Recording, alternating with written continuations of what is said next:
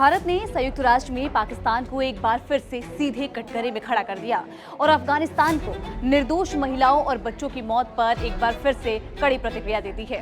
दरअसल न्यूयॉर्क में संयुक्त राष्ट्र सुरक्षा परिषद की बैठक के दौरान भारत के स्थायी प्रतिनिधि हरीश पर्वतनेनी ने अफगानिस्तान पर पाकिस्तान की ओर से हुए हवाई हमले की कड़ी आलोचना की। इस दौरान भारत ने अफगानिस्तान में संयुक्त राष्ट्र सहायता मिशन की चिंता को दोहराया और अफगानिस्तान में बेगुनाह महिलाओं, बच्चों और खिलाड़ियों की हत्या की निंदा भी की।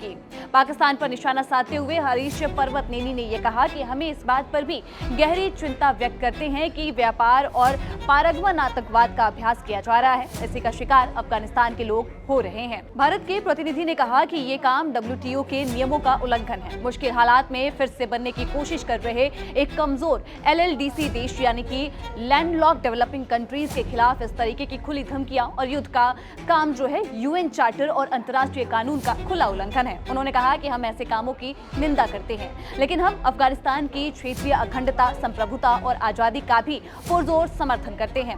खास बात यह है कि पर्वतनेनी ने ये टिप्पणी ऐसे समय में की है जब हाल के सालों में पाकिस्तान और अफगानिस्तान के बीच सीमा पर झड़पें लगातार देखने को मिली। साल 2021 में तालिबान के अफगानिस्तान पर कब्जा करने के बाद पाकिस्तान के साथ तनाव बढ़ा है।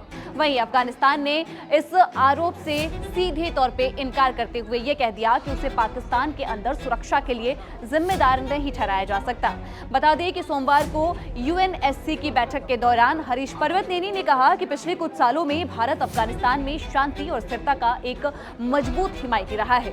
आगे उन्होंने ये भी कहा कि अफगानिस्तान से जुड़े हुए मुख्य मुद्दों पर कोऑर्डिनेटेड रीजनल और इंटरनेशनल सहयोग सबसे ज्यादा जरूरी है। इसी के साथ ही जो देश है उसमें शांति, स्थिरता और विकास को बढ़ावा देने के लिए संबंधित पार्टियों को मजबूती से शामिल करना भी आवश्यक है। पर्वतनेनी आगे कहते हैं कि भारत अफगानिस्तान में सुरक्षा की स्थिति पर लगातार बेहद करीबी से नजर बनाए हुए है। अफगानिस्तान में लगातार बिगड़ती सुरक्षा हालात और पाकिस्तान पर बढ़ते आरोप ये साफ दिखाते हैं कि दक्षिण एशिया में तनाव कम होने का फिलहाल कोई संकेत नजर नहीं आ रहा।